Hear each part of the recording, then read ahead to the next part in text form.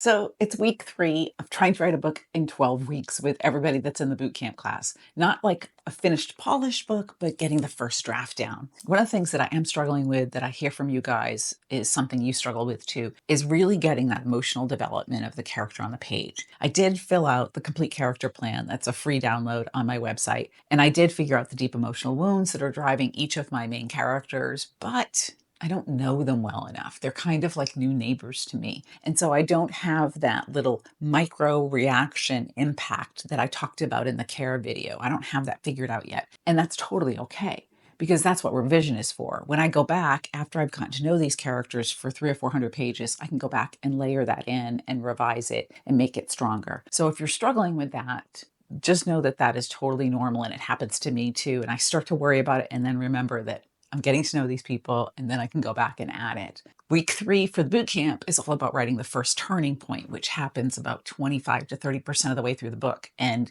I was really stuck on what my turning point was going to be. This is a suspense novel, which is a slightly different genre from what I normally write. So the planning process has been a little bit different. I realized that I wanted my turning point to be something that was a surprise. So I did exactly what I tell you guys to do. And I came up with a bunch of different options. I made each turning point option different than the one before so that the plot could go in one of 6 different directions. And the first few ideas were like, yeah, I've seen that before, and that'd be kind of predictable, and it's probably what the reader would expect. Then I came up with one that I was like, oh, wow, I didn't expect that. I didn't see that coming. And I know that the other characters won't see it coming, and hopefully the reader won't either. But putting that turning point that I came up with into the book means moving scenes around and doing some rewriting. Because in order to make it work, I had to have the timeline shift a little bit. But I'm super excited because once I came up with the idea, I was like, wow, that's going to be really cool. Do I know that it's really going to work and it's all going to be perfect? No.